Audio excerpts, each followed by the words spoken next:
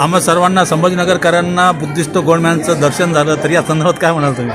कसं काय वाटलं कार्यक्रम? उलट संभाजीनगर तुमचं ऐतिहासिक नगर आहे आणि माझ्यासारख्या छोट्या माणसाला एका सोनेरी शहरामध्ये यायला अपॉर्च्युनिटी मिळाली, याचं माझं सौभाग्य आहे.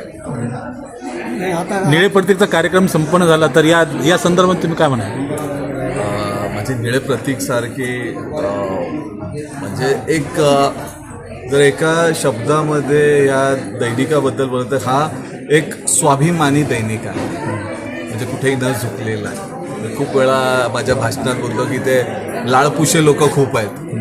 मी खूप यूट्यूबरही पाहिले, लिहिणारेही पाहिले, नेतेही पाहिले, पण हा एक स्वाभिमानी आपल्या समाजासाठी एक चांगलं डिरेक्शन, दिशा दाखवणारा हे एक दैनिक आहे.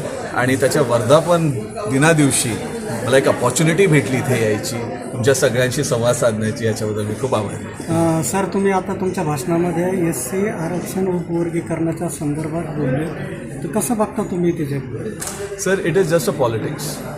आणि म्हणजे मातंग समाजाला आजपर्यंत एवढं कळालं पाहिजे की कोणाच्याही आरक्षणावर ज्यावेळी गदा येते, माझा समाज त्यांच्यासाठी लढायला म्हणजे खाली उतरतो. आज तिथे कोणतरी त्यांचा एक नेता, म्हणजे थुकरटच नेता मी बोलतो, जो सावरकराचं नाव घेतो, टिळकाचं नाव घेतो, म्हणजे त्याला शाहू महाराज तो म्हणजे त्याला इतिहास माहीत नसावा, त्याला बाबासाहेबांचा इतिहास माहीत नाही आहे, त्याला महात्मा फुलेंचा इतिहास माहीत नाही आहे. म्हणजे जो माणूस म्हणजे ज्या सावरकरांचं नाव घेत आहेत, ह्यांनी गोवळकरांचं नाव घेतलं. गोवळकरांना जर त्यांचं बंच ऑफ थॉट्स वाचलं किंवा त्यांचं एक भाषण आहे, इट इज अ रेकॉर्डेड भाषण, ज्याच्यामध्ये ते लंबोदरी ब्राह्मणांना सांगतायत की खालच्या जातीच्या स्त्रियांबरोबर संबंध ठेवा म्हणजे ते शुद्ध होतील. असल्या घाणेरड्या लोकांना तुम्ही महाराष्ट्रातल्या म्हणजे मातीतलं मानता, हे आमचं दुर्दैव आहे आणि आम्ही त्याच्याविषयी काही आक्षेप घेऊ शकत नाही. हे आमचे हात कसे बांधले गेलेले आहेत आणि आम्ही हात बांधलेले नाही आहेत, आम्ही संविधानाने चाललोय. नाहीतर अशा माणसाचा थोबाड फोडायला वेळ आमच्या लोकांना लागणार नाही. पण आमची लोक आमच्या संविधानावर विश्वास ठेवत आहेत. ते जे मी इथे मुद्दामून त्या हळदीचा पण एक प्रथा सांगतो की आपल्या इथे पण काहीतरी लोक हळद साजरी करतात. जर प्रॉपर तुम्ही शास्त्रांमध्ये अभ्यास केलात तर हळद लावण्याची जी प्रथा आहे, ती प्रथा म्हणजे तिथे ब्राह्मण जाऊन त्या स्त्रियांना म्हणजे जी वधू असते म्हणजे तिच्या शरीराला लावण्याचा त्याला हक्क होता. आणि अख्ख्या गावाला तिथे दारू पाजायची, जी आजपर्यंत हळदीला दारू पिणं एक ट्रेडिशन आहे, ती सुरुवात त्यांनी केली आणि त्यांनी रात्रभर भोगायचं. ही प्रथा हळद प्रथा आहे. ठीक आहे ना? तर आपण असल्या म्हणजे ते ज्यावेळी गोवळकर, सावरकर यांचं नाव घेतात, लाज वाटली पाहिजे. SC मध्ये जवळपास 59 जाती आहे, त्याच्यापैकी फक्त एकच जातीची उप आरक्षणाची मागणी करते, उपवर्गीकरणाची. हे शासनाकडून, राज्य सरकारकडून दोन समाजामध्ये भांडण लावण्याचा प्रयत्न आहे असं वाटतंय का तुम्हाला? नाही, हे म्हणजे तेढ आहे, हा तेढ आहे.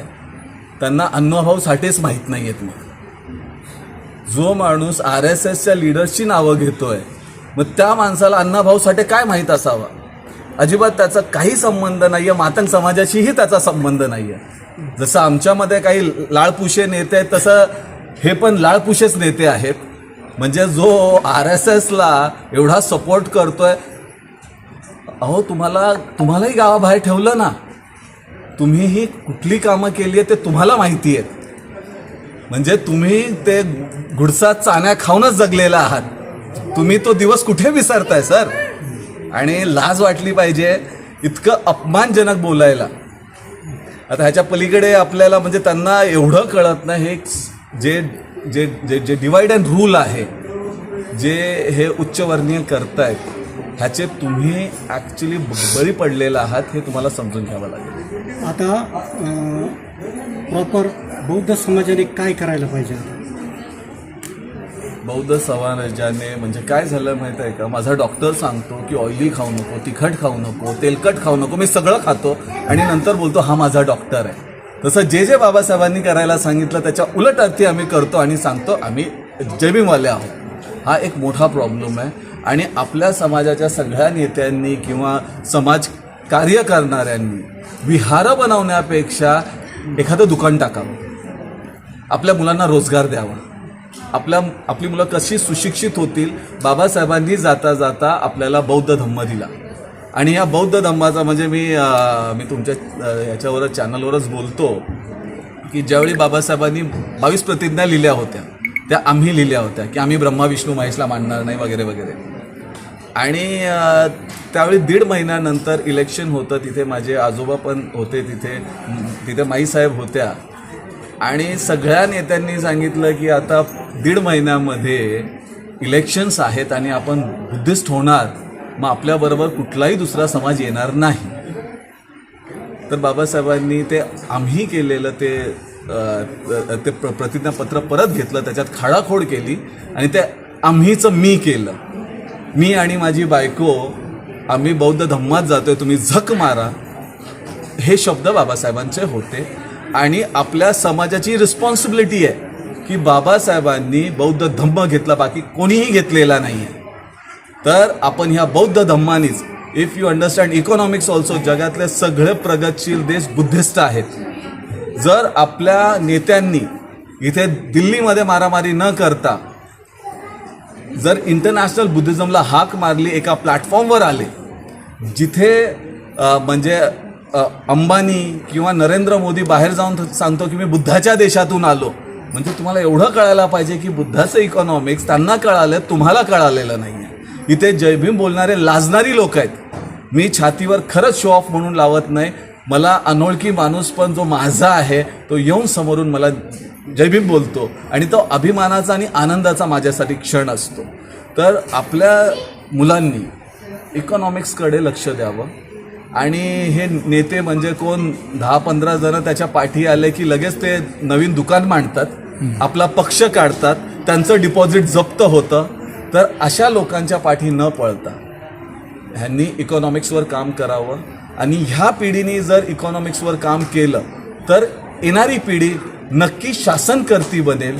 आणि आता आपल्याला वोट घ्यायचं आहे की नाही मला माहीत नाही, पण आपल्याला आता EVMच घ्यावं लागेल असं मला वाटतं आहे, म्हणून त्याच्यासाठी पैसा लागतो. सर धन्यवाद. Thank you sir. सर, तुम्ही तब्बल 16 वर्ष संघर्ष केला दैनिक चालवण्यामध्ये, आता 70 वर्ष तुमचं सुरू झालं, तर काय म्हणाले या संदर्भात? खरं म्हणजे वृत्तपत्र चालवणं फार कठीण आहे आणि हे कठीण काम आम्ही 17 वर्षापासून पेरलेलं आहे.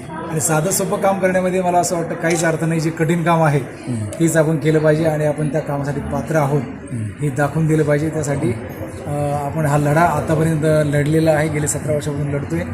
आणि आजच्या कार्यक्रमानिमित्त रोडमॅन रोहित पिसाळ सर या ठिकाणी आलेत, त्यांचे या ठिकाणी मी आभार मानतो आणि ते भक्कमपणे माझ्या पाठीशी उभे आहेत. आता सध्या माझ्या बाजूला उभे आहेत. तर मी आता फुल चार्ज झालेलो आहे आणि आता अधिक जोमाने मी काम करणार आहे. आज किती जणांना पुरस्कार? आज एकूण 20 जणांना राजश्री शाहू महाराज समाजभूषण पुरस्कारानं आपण सन्मानित केलेला आहे. आणि त्या सन्मानाच्या मागची भूमिका आपली अशी आहे की जो समाजासाठी माणूस प्रपंच सोडून, आपलं घरदार सोडून समाजासाठी झटतोय, मरतोय, त्याचा कुठेतरी सन्मान व्हावा आणि या पुरस्कारातून त्यांनी मोटिवेट व्हावे, आणखी पेटून त्यांनी काम करावं, अशी एक भूमिका त्या पुरस्काराच्या मागे होती. आणि सर, आपण मुंबई आवृत्ती, पुणे आवृत्ती केव्हा सुरू करणार आहात? सध्या तर नियोजन नाही आहे, पण लवकरच भरारी उंच घेण्याचा विचार आहे आपल्याला दिसतो.